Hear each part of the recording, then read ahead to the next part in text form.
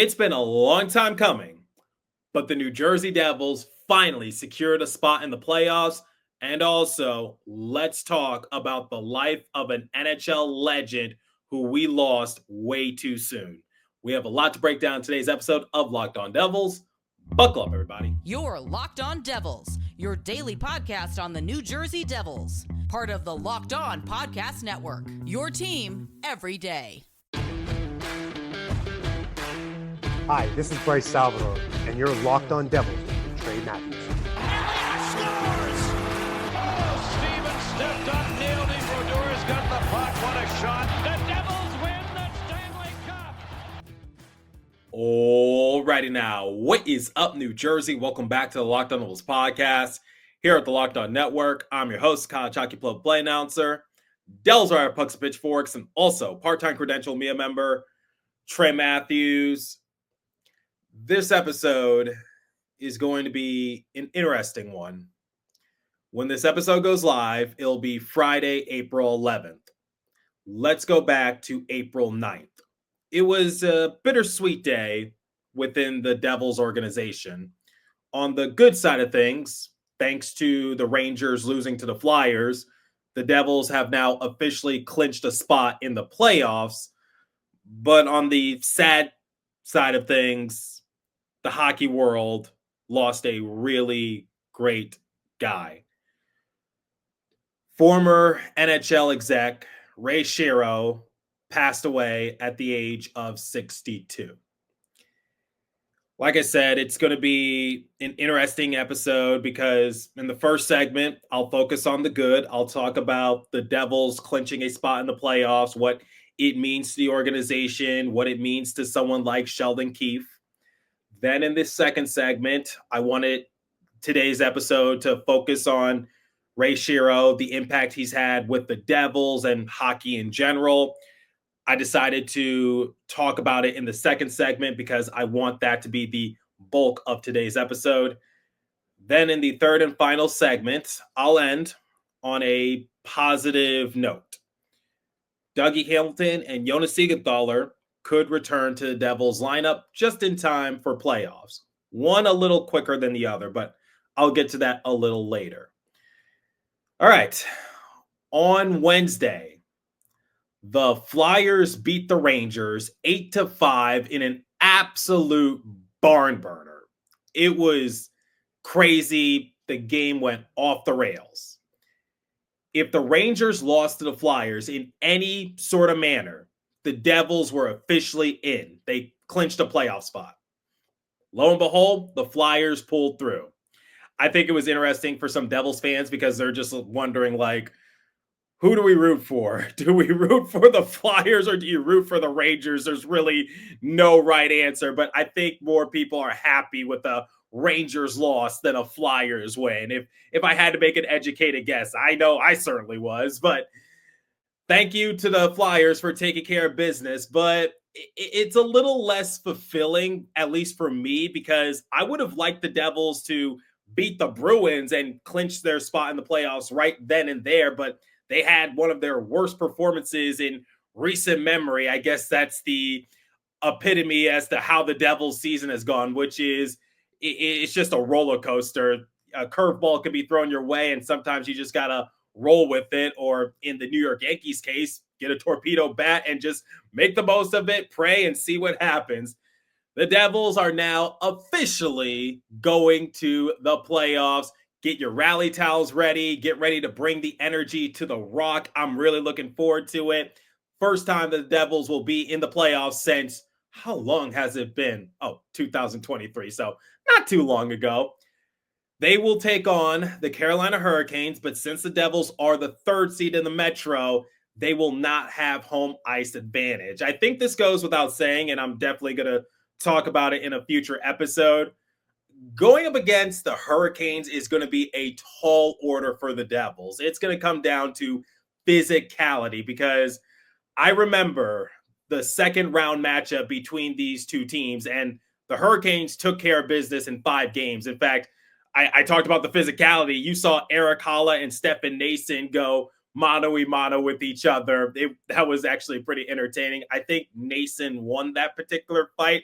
I'll have to ask one of them, but it seems like the Devils always run into the Hurricanes somehow, some way. I think everybody remembers that particular game in late December. I know the governor of North Carolina remembers it.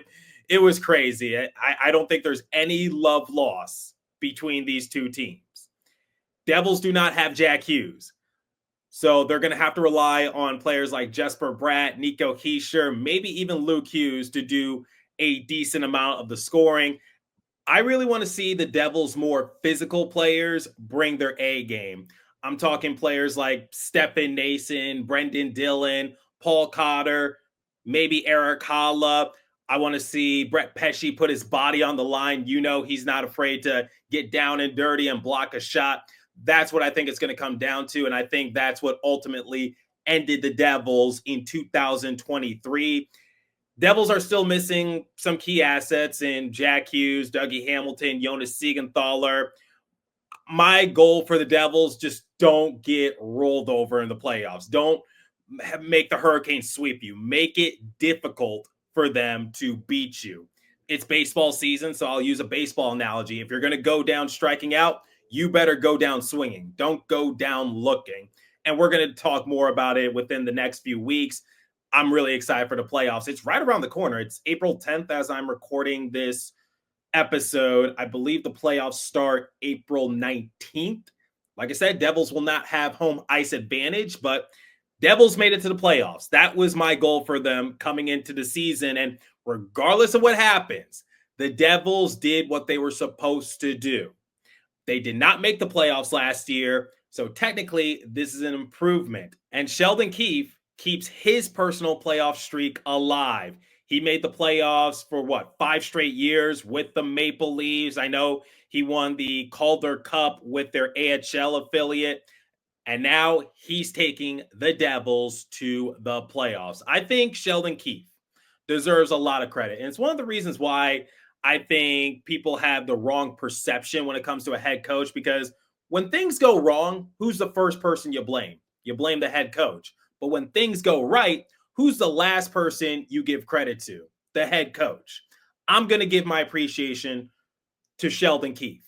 And I'm definitely going to talk about this once the season officially ends for the Devils. I don't know when that'll be, but for the time being, I want to show my appreciation for Sheldon Keefe because honestly, this season has been a roller coaster for the Devils. They got off to a pretty good start, but after the Christmas break, they were really inconsistent. But credit to Sheldon Keefe, the coaching staff, particularly with Jeremy Colleton on the power play.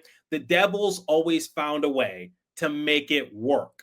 After the trade deadline, you would think that the Devils would just spiral out of control and slowly but surely they would be holding on to a wild card position. Well, while there were times that the Rangers or the Blue Jackets were in their rear view mirror, the Devils won the games that they were supposed to win. So that way they were not in that position. And Sheldon Keefe has worked with what he's got. He's been very adaptable, and it's something I've talked about in a prior episode as well. Let's go back to last year's playoff series against the Bruins. The Maple Leafs, they were without William Nylander at one point. They were without Austin Matthews at one point. And yet that series went to 7 games. The Maple Leafs were in a 3-1 deficit, and Sheldon Keefe, with his leadership, he was able to force it to a game 7. Now, the Bruins ended up winning game 7, but the fact that he was without 2 of his star players, Nylander, who is one of the best playoff performers for the Maple Leafs, and Matthews, we already know how great he is. Without those 2 players at particular points in the playoffs, you would think that the Maple Leafs were screwed, but they managed to make it a competitive series. And the year before, Sheldon Keefe led the Maple Leafs past the first round for the first time since 2004. Credit to Sheldon Keefe for being so adaptable, working with what he's being given. And yeah, he was in the line of fire a few weeks ago when he called out Jonathan Kovacevic, but he didn't regret doing it. He stood by it, and his players respect him because of it. Now the Devils have a chance to maybe make some noise come playoff time. Definitely going to do a preview episode once we get to that point. All right. We're going to talk about the legacy of Ray Shero and what he meant to the Devils organization. But before we continue, I want to tell you guys about wonderful pistachios. Looking for a snack that's both delicious and nutritious? Crack into a good source of protein with wonderful pistachios. Wonderful pistachios is one of the highest protein nuts. Each 1 ounce serving has 6 grams of protein, giving you over 10% of your daily value. Plus, they're packed with fiber and better for you unsaturated fats to help keep you feeling fuller all day long. Personally, I love the no shells variety. I'm constantly on the go. Love a snack beside me. Get snacking and get cracking with a snack that packs a protein punch. Visit wonderfulpistachios.com to learn more. Okay, it's time to talk about something a little sad. Former Devils general manager Ray Shero passed away on April 9th at the age of 62. The Devils released this statement. On behalf of the ownership, management, staff, and players of the New Jersey Devils, we are all stunned and deeply saddened by the passing of former general manager Ray Shero. Ray was a highly respected executive, enthusiast, mentor, and most importantly, tremendous friend to many during his time in New Jersey. Ray came from a family that dedicated themselves to the game, and he continued to pass the commitment on. The organization is extremely grateful for the impact Ray had during his tenure in New Jersey, and it is without question that his fingerprints are all over the current group we see today, both on and off the ice. We send our sincere condolences to his family and countless friends throughout the hockey world. Wow. I mean, Tom Fitzgerald said it best in that statement. When you think of the Devils today, Ray Shero's impact is still being felt in a good way because he drafted Nico Hischier first overall over Nolan Patrick. He selected Jack Hughes first overall. He selected Jesper Bratt in the 6th round. And those three are the main core assets for the Devils. Nico is probably going to be a finalist for the Selke Trophy for the second time in his career. Jack Hughes, yes, he's dealt with injuries, but I think it should go without saying he is certainly a superstar in this league. And Jesper Bratt, who knows? Maybe he'll become the first Devils player in history to eclipse 100 points. Those are some of his more notable draft selections. He also traded for PK Subban. Didn't really work all that well, but PK still has an impact with the Devils. They love him. And I think PK was also a sort of a mentor figure to Jack Hughes because every time PK is interviewing Jack on ESPN, Jack has a big smile on his face. And as we all know, Jack doesn't like doing interviews, but he always seems to be smiling ear to ear when PK is interviewing him. And PK always goes to bat for the Devils, which goes to show you that PK Subban loved his time with New Jersey. And I think that's how PK impacted the Devils. And that doesn't happen without Ray Shero. And they made the playoffs in 2018. Unfortunately, they were gentlemen swept by the Lightning, but that really doesn't matter.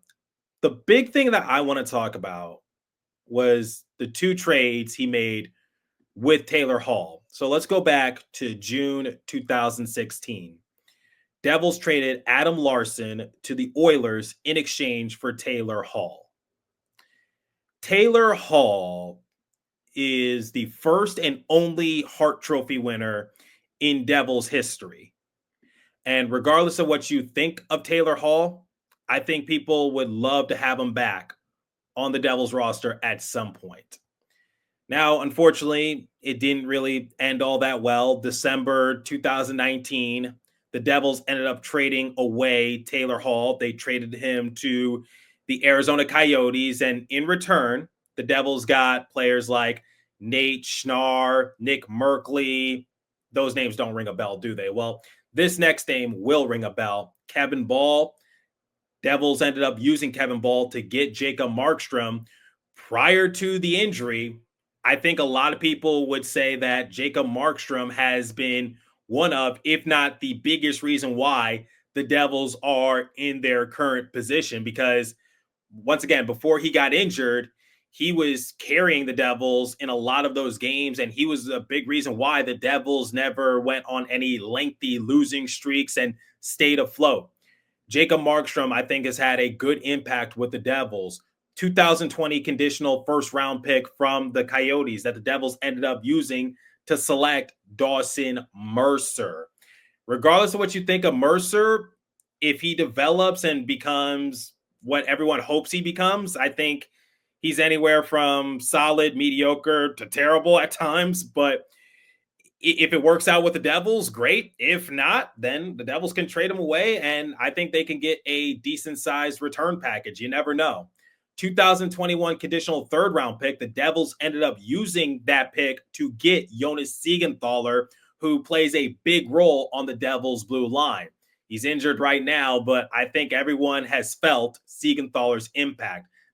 I remember Amanda Stein, when she appeared on this show, she said verbatimly that Ray Shero was a big reason why the Devils were in their current position. This was during the 2022-2023 season, the 13-game winning streak, the Devils establishing themselves throughout the league, coming into the spotlight a lot more. Ray Shero saw the vision, and now it's worked out for more reasons than one. Selecting players like Hischier, Hughes, and Bratt, to trading for Taylor Hall and then trading him away, I think he did well in both scenarios. Getting someone like PK Subban, who maybe didn't have an impact while he was playing with the Devils, but now that he's retired and on the ESPN platform, you can best believe that the Devils will always get some sort of media attention, and that's because of PK Subban. It seems like everyone had nothing but positive things to say about Ray Shero. Now, he was fired by the Devils in January 2020. I started covering the Devils summer 2020, so he was a little bit before my time. I didn't get the chance to meet him. I didn't get the chance to converse with him. But based on everything I've seen on social media, based on the emotion that players like Hischier, Bratt, Nason, Dumoulin showed in their recent media availabilities. Remember, Nason was claimed off of waivers by Shero a few years ago. Dumoulin was playing with the Penguins when Shero was at the helm.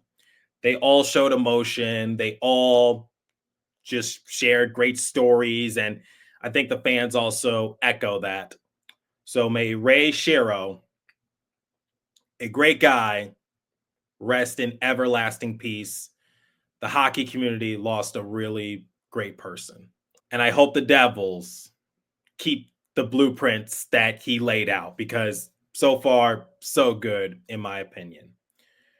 Okay, I get it was a very emotional segment, and I'm sure everyone has their own feelings about the matter, and people grieve in different ways. I want to end today's episode on a more positive note, and it's going to be difficult. Let me make that perfectly clear. The Devils are set to play the Penguins, and obviously Ray Shero spent a good amount of his career there as well as an NHL exec. I think there's definitely going to be a moment of silence. I think both teams will share a moment. I'm looking forward to it. I will now continue with today's episode. Before we close out today's show, my colleague Ross over at Locked On Senators has an important message to share when it comes to Bear Mattress.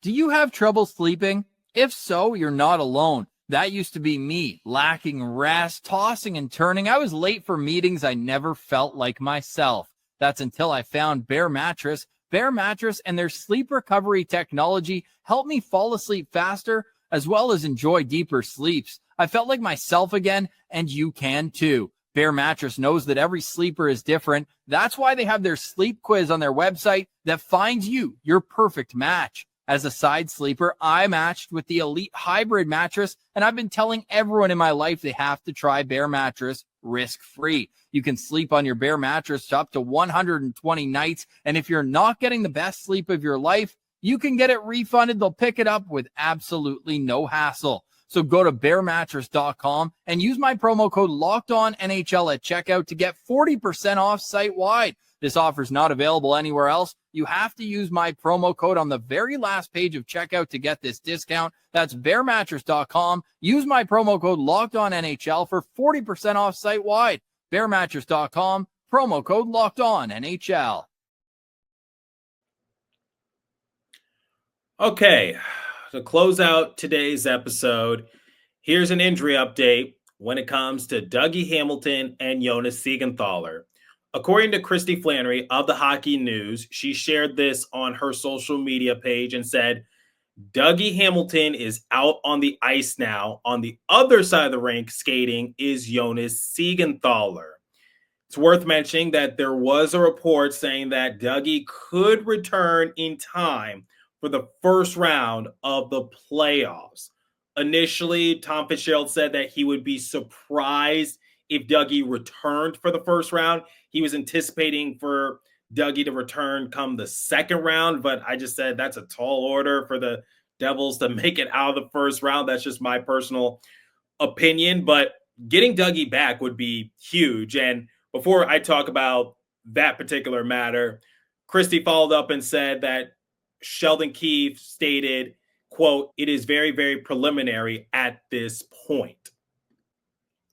I think what Sheldon means in that case is that I think they're beginning to do on-ice workouts with Jonas. He still has a long way to go. So if I had to pick one or the other to return to the Devils, I certainly would go with Dougie Hamilton. Now, I talked about this in a prior episode before, and I said that I would be surprised if Dougie did return for the first round because I was anticipating for him to miss the rest of the season. But regardless of what you think of Dougie Hamilton, it doesn't hurt to get another body added to the roster because the Devils just need some depth on their blue line. The playoffs are going to be a different animal, and it's a lot to put on Luke Hughes' shoulders to have him do a boatload of the scoring when it comes to the Devils' blue line.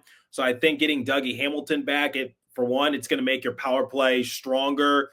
It creates more offensive chances for the Devils, which is definitely a must for them. And defensively, yeah, I know he's not good defensively, but here's the thing. The Devils are not a better team without Dougie Hamilton, and the proof is in the pudding. And look what happened last season when he missed 75% of the year. I do hope that Dougie is set to return come the first round. We still have a little more than a week before the playoffs start.